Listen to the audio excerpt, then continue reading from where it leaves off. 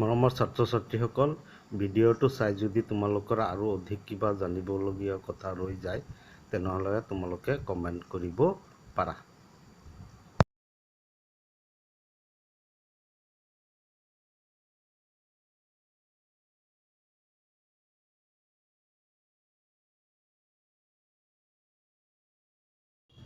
এতিয়া আমি আলোচনা কৰিবলৈ আগবাঢ়িছোঁ হাইড্ৰাৰ মুকুল উদ্গম মানে মুকুল সৃষ্টিৰ দ্বাৰা বংশ বিস্তাৰ। হাইড্ৰাৰ দৰে জীৱই প্ৰজননৰ বাবে সিহঁতৰ দেহৰ কিছুমান কোষ মুকুল উদ্গম প্ৰক্ৰিয়াৰে পুনৰুজ্জীৱিত কৰে। এইটো এনেকুৱা টিমুনা এটা ওলাই পিছত আৰু মুকুল হয়, তাৰপিছত নতুন এনেকুৱা ডাঙৰ হৈ ইয়াত ছিগি পৰি গৈ নতুন হাইড্ৰা এটাৰ জন্ম হয়। হাইড্ৰাৰ এনে প্ৰক্ৰিয়াত মুকুলবিলাকৰ দেহৰ কোনো এক নিৰ্দিষ্ট স্থানত একেৰাহে কেইবাবাৰো কোষ বিভাজন ঘটি টিমুনা বান্ধি বাহিৰলৈ ওলাই আহে। চাইছে, এইটো টিমুনা বান্ধি লাহে লাহে বাহিৰলৈ ওলাই আহিছে। এই মুকুলবিলাকৰ পৰাই সৰু সৰু আকাৰৰ হাইড্ৰাৰ সৃষ্টি হয় আৰু তেতিয়া সিহঁত পূৰঠ হয়। সৰু সৰু আকাৰৰ হাইড্ৰাৰ সৃষ্টি হয় আৰু সিহঁত পূৰঠ হয় আৰু তেতিয়া এইবিলাক মাতৃ হাইড্ৰাৰ পৰা এৰাই আহি নতুন হাইড্ৰাৰ উৎপত্তি কৰে আৰু মাতৃ হাইড্ৰাৰ পৰা ওলাই আহি নতুন হাইড্ৰাৰ উৎপত্তি কৰে। এই প্ৰক্ৰিয়াটোৰে হাইড্ৰাই কি কৰিছে, ইয়াত মুকুলৰ সৃষ্টি হৈছে, হয়নে নহয়? ইয়াত এটা মুকুল ওলাইছে, এই মুকুলটোৰ পৰা আৰু নতুন এটা মুকুল ওলাইছে, হয়নে নহয়? এইটো চোৱা, প্ৰথমতে সাধাৰণ টিমুনা এটাৰ নিচিনাকৈ ওলাইছে। এই টিমুনাটোৰ পৰা কি হৈছে, হাইড্ৰাৰ আকৃতি ধাৰণ কৰিছে, ইয়াক মুকুল বুলি কোৱা হয়। এই মুকুলটোৰ পিছত ডাঙৰ হৈ এই হাইড্ৰাটোৰ নিচিনা ইয়াৰ আকৃতিটো একে হৈছে নে নাই? গতিকে এই আকৃতি ধাৰণ কৰি তাৰপিছত কি হয়, ইয়াৰ পৰা ছিগি যায়, ছিগি গৈ পৰি গৈ এটা নতুন হাইড্ৰাৰ সৃষ্টি হৈ যায়। এনেদৰে হাইড্ৰাৰ বংশ বিস্তাৰ প্ৰক্ৰিয়াটো হাইড্ৰাই বংশ বিস্তাৰ কৰা আমি দেখিবলৈ পাওঁ। তাৰমানে ইহঁতৰ দেহটো পুনৰ্জীৱনৰ সৈতে একে নহয়। পুনৰ্জীৱনেৰে টুকুৰা হৈ যদিও হয়, ইয়াত তেনেকুৱা টুকুৰা নহয়, কিছুমান টেমুনা ওলাই আহে। টেমুনা আহি তাৰপিছত ছিগি যায়, সেইকাৰণে পুনৰ্জীৱনৰ সৈতে সামান্য মিল পৰে, কিন্তু ইয়াত কি হয়, টেমুনাৰ নিচিনা ওলাই আহে।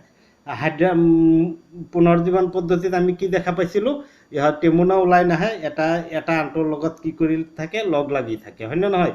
গতিকে এই হাইড্ৰাৰ মুকুলোদ্গম প্ৰক্ৰিয়াটো এনেদৰে সম্পন্ন হোৱা আমি দেখিবলৈ পাওঁ।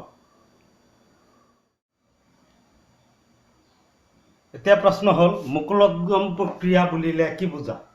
কিছুমান সৰল দেহ গঠনৰ জীৱৰ দেহৰ এক নিৰ্দিষ্ট স্থানত, যিটো ইতিমধ্যে তোমালোকে ছবিত চাইছেই, কোষ কেইবাবাৰো বিভাজন ঘটি টিমুনা বান্ধি ওলাই আহে। এই টিমুনাৰ বৃদ্ধি ঘটি জীৱটোৰ নিচিনা নতুন জীৱৰ সৃষ্টি হৈ ছিগি আহে আৰু নতুন জীৱৰ উৎপত্তি হয়। উদাহৰণ হাইড্ৰাই এই প্ৰক্ৰিয়াৰে বংশ বিস্তাৰ কৰে। এক নিৰ্দিষ্ট স্থানত কি হয়, কোষৰ বিভাজন ঘটে আৰু এই বিভাজন ঘটি টিমুনা বান্ধে। টিমুনাটো মুকুল আকাৰে বাঢ়ি আহে আৰু মুকুল আকাৰে বাঢ়ি আহি জীৱটোৰ নিচিনা জীৱৰ আকাৰ লয় আৰু ছিগি গৈ আহি নতুন জীৱৰ উৎপত্তি হয়। হাইড্ৰাৰ মুকুলোদ্গম প্ৰক্ৰিয়া বৰ্ণনা কৰা। হাইড্ৰাৰ মুকুলোদ্গম প্ৰক্ৰিয়াটো আমাৰ বৰ্ণনা কৰিব লাগে। হাইড্ৰাৰ দেহত এক নিৰ্দিষ্ট স্থানত, যিকোনো নিৰ্দিষ্ট স্থানত কোষৰ কেইবাবাৰো বিভাজন ঘটি টিমুনা বান্ধে। কোষৰ মানে নিৰ্দিষ্ট স্থানত কেইটামান কোষৰ কেইবাবাৰো বিভাজন ঘটি টিমুনা বান্ধে।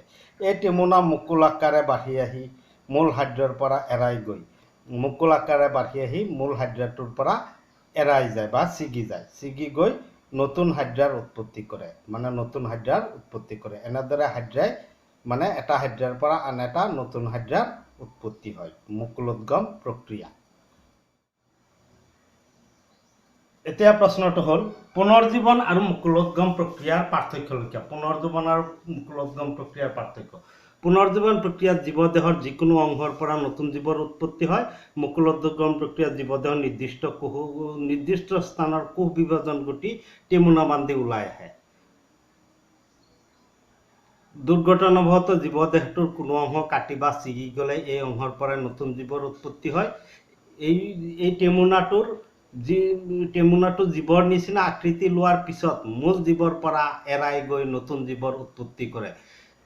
এইটোত উদাহৰণ হ'ল প্লেনেৰিয়া আৰু এইটোত হ'ল উদাহৰণ দিব পাৰি আমি হাইড্ৰা। প্লেনেৰিয়াৰ মানে যিকোনো অংশৰ পৰাই নতুন প্লেনেৰিয়াৰ সৃষ্টি হয়, কিন্তু হাইড্ৰাৰ নিৰ্দিষ্ট কোষৰ কেইবাবাৰো বিভাজন ঘটি টিমুনা বান্ধি ওলাই আহে আৰু টিমুনাটো বৃদ্ধি বিকাশ ঘটি হাইড্ৰাৰ নিচিনা আকৃতি ধাৰণ কৰি মূল হাইড্ৰাৰ পৰা এৰাই গৈ নতুন হাইড্ৰাৰ উৎপত্তি হয় বা সৃষ্টি হয়। এনেদৰে পুনৰ্জীৱন আৰু মুকুল উদ্গম প্ৰক্ৰিয়াৰ পাৰ্থক্য আমি দিব পাৰি। মৰমৰ ছাত্ৰ ছাত্ৰীসকল, ভিডিঅ'টো চাই যদি ভাল লাগিছে তেন্তে চেনেলটো ছাবস্ক্ৰাইব কৰি লোৱা আৰু ভিডিঅ'বোৰ তোমালোকে সদায় প্লেলিষ্টত গৈ চাবা, কাৰণ প্লেলিষ্টত মই তোমালোকৰ সুবিধাৰ্থে ভিডিঅ'বোৰ একাধিক্ৰমে সজ্জিত কৰি থৈছোঁ।